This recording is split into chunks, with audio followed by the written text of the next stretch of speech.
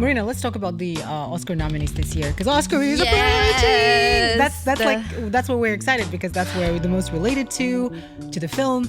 So there are lots of beautiful movies this year, and I think it's going to be such a hard choice. And first is listed is Nora Maryna. Have you watched it? I have not. I have very mixed feelings about this movie, so I don't know if I want to watch it. I probably should. I guess I have the most connection to this movie, and I just love that independent filmmaker who's shooting about the marginalized group of people all his life. He dedicated this movie to the same group of people. Is nominated for 6 Oscars, and it's just a beautiful movie, and it's something which we don't really see every day. Okay. And I think it definitely deserves at least one of the Oscars among all these. Nice. And they're nominated for Best Picture, right? If I'm not Best mistaken. Director, Best Screenplay, I believe, Best Picture, Best Lead Actress and Supporting, and something, Best Editing, I think. Okay. Something like this. All right, nice. Amazing. It's also very rhymes with my name, and I'm very welcome.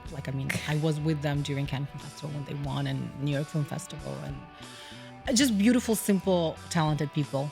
I really am rooting for them, and I think I'm biased in this case. Yeah. That's why I'm rooting for Nora. But the next ones would be The Brutalist, which I haven't seen. I haven't seen 3.5-hour movie, as I heard. They have an intermission in the theaters, which is very interesting. And I've heard it's really good. I've heard it's really bad. I've heard very different. I know, there's so many mixed feelings. Yes, mixed feelings about it, but I think it's worth watching and worth checking out, so we should watch it before. Also, totally. I'm planning to watch all of these movies. A Complete Unknown. Okay. Also, heard it's really good. Yeah, Conclave. with Chalamet. Conclave. Yes. I've watched this movie. I love the acting. It's very slow. Like lots of people who like action, you guys are not gonna like it, but it's very slow. It's a lot about the conflict. And it's funny because a couple of months ago I was in Vatican, right? Yeah. I was in Rome. I was visiting Vatican, and after that I watched the Conclave, and I was like, oh my god, that's because I saw this. I saw these people like they have only 900 citizens in Vatican. Yes. But to choose the Pope, the movie is about choosing the Pope and how conflicting it is.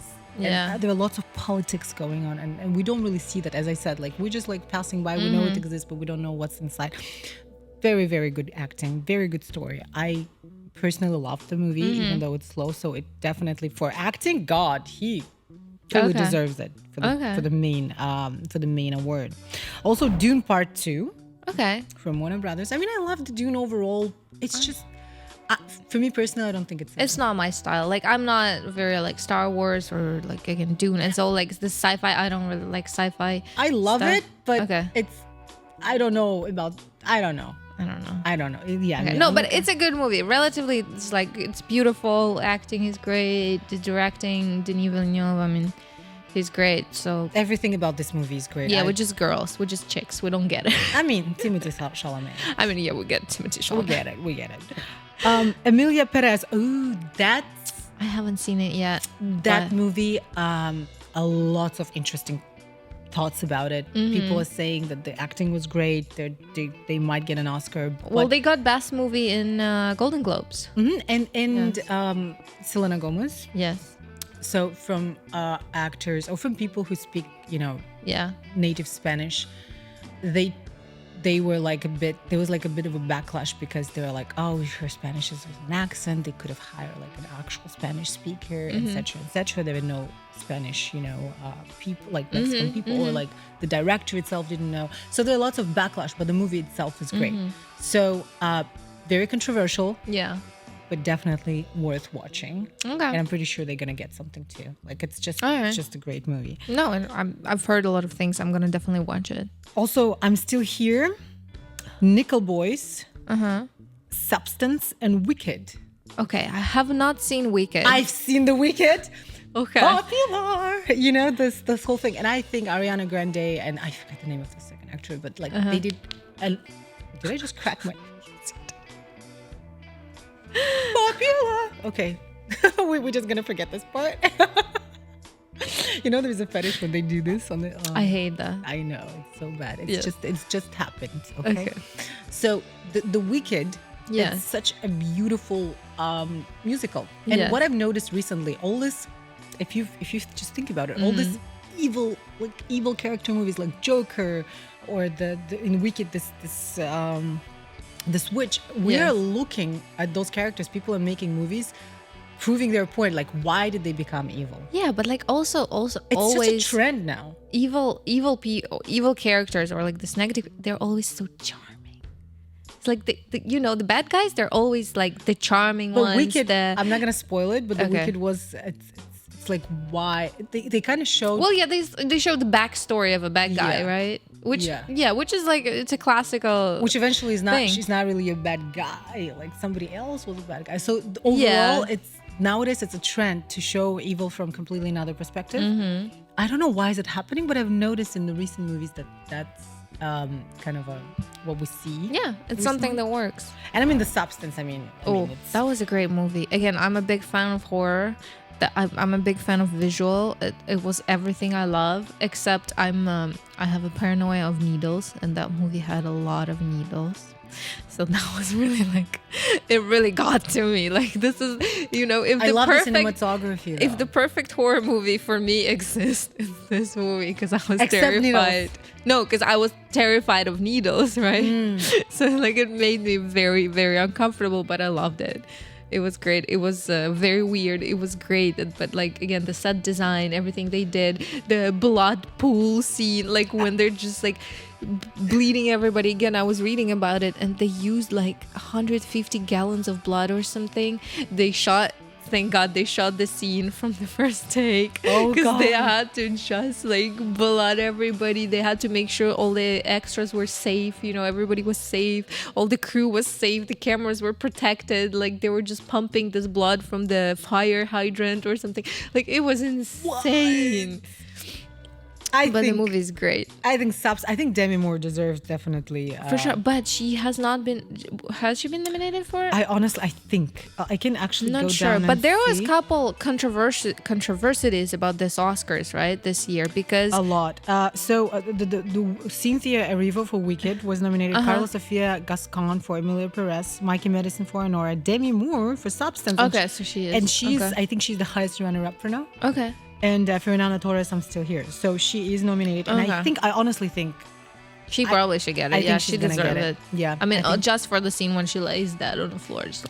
And there is a movie like for the main actor, Adrian Brody, The Brutalist, Timothée Chalamet for Complete Unknown, Coleman Domingo for Sing Sing, Ralph Fiennes for Conclave, and Sebastian Stan for The Apprentice, which, if you watch The Apprentice, about how the Trump became Trump. I really love the movie, but the acting of Sebastian Stan was absolutely insane to me. The way he portrayed, I just appreciate it as a form of art, and I think he super deserves it. But honestly, the favorite one this year, as far as I know, is Timothée Chalamet, Complete Unknown, which I don't know. I think Sebastian Stan deserves it more, but after this role, everybody somehow started hating him, which, come on, guys, you gotta distinguish between the role and between the real life, okay? So but I wanted to say that very disappointing for everybody, for me as well. The Challengers did not get any nominations, and I think it was a phenomenal movie. It was so good. The soundtrack there was so good. The acting against Zendaya and all the like parallel. I mean, it was amazing. It didn't get a single nomination this Oscars. For some reason. There was, there are lots of movies who deserve, but I think everybody who is running up to the Oscars also well deserved. It's very hard to predict. Maybe, but again, there's no like limit on nominations, right? There's no like. I don't know. That's weird. Then, okay, one day we'll be voting. And we'll do it. But I totally agree with you. And then Nicole Kidman didn't get any nominations for Baby Girl. I mean, which she was great. I mean, the opening scene. Listen, I didn't get any nominations either. It's horrible. Yeah, Oscars. What the hell? Oscars. What the heck? What the heck? Yeah. Anyway, this was our little, observations, chit chat about the Oscars, and we just want to remind you that we should all watch it because this is part of the culture of LA, and it's definitely straight up the culture of Just Wicked coming to LA. Yeah, even if you're not that into movies, it's still, it's still worth watching. It's one of the biggest events of the year, and it's so much work was done to do this, and it's not all about the red carpet and the beautiful dresses. It's like so much internal work before that. That's why, because of we're appreciating this, we will vote. I mean, from the heart. Yeah, not like it matters, but still. And I just want to thank everyone for watching this episode with us, and to remind you that it was me, Nora, with my beautiful co-host Maryna. Hello. Who would die next to Tarantino. Died next to Tarantino. Oh my God, I already died. That's it. She met him. That's it. Didn't you invite him to our podcast? I mean, it should have. I wish you one day. One day. Tarantino, could you come to our podcast? Please, Quentin, dear. Quentin, dear. I'll give you this chair. I'll be just laying on the floor. Dying. Dying. Guys, it was Just Fake It podcast coming to LA, powered by Invoice Media. Here I am, Nora and Maryna. Bye-bye. See you next week.